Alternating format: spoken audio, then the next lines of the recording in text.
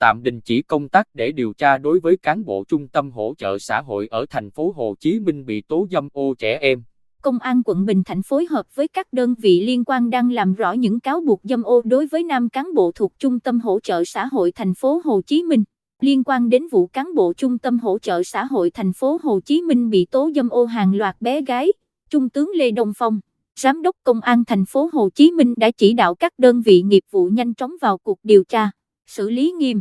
Chiều ngày 17 tháng 11, đại diện Công an quận Bình Thạnh, thành phố Hồ Chí Minh, cho biết đơn vị đã mời ông N. T. D, cán bộ Trung tâm Hỗ trợ Xã hội thành phố Hồ Chí Minh lên làm việc để làm rõ những cáo buộc dâm ô các bé gái. Công an quận Bình Thạnh đang phối hợp với Sở Lao động, Thương binh và Xã hội thành phố Hồ Chí Minh lấy lời khai của nam cán bộ này. Cảnh sát cũng đã mời hai bé gái nghi bị ông D. dâm ô lên làm việc.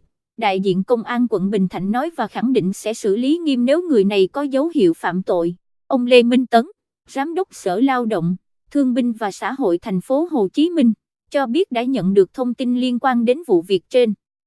Chúng tôi đang gấp rút xác minh, kiểm tra làm rõ vụ việc. Sở nhất định sẽ xử lý nghiêm cán bộ vi phạm nếu phản ánh này là đúng sự thật và thông tin đến báo chí trong thời gian sớm nhất, ông Tấn cam kết. Trước đó, nhiều bé gái dưới 16 tuổi tại Trung tâm Hỗ trợ Xã hội thành phố Hồ Chí Minh, quận Bình Thạnh, thành phố Hồ Chí Minh, tố cáo bị ông D.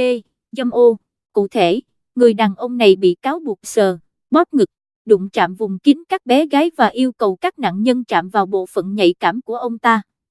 Bên cạnh đó, công an đã tiến hành làm việc với ít nhất hai bé gái tố cáo ông Dũng là bé A, 14 tuổi, và D, 13 tuổi, để phục vụ việc điều tra.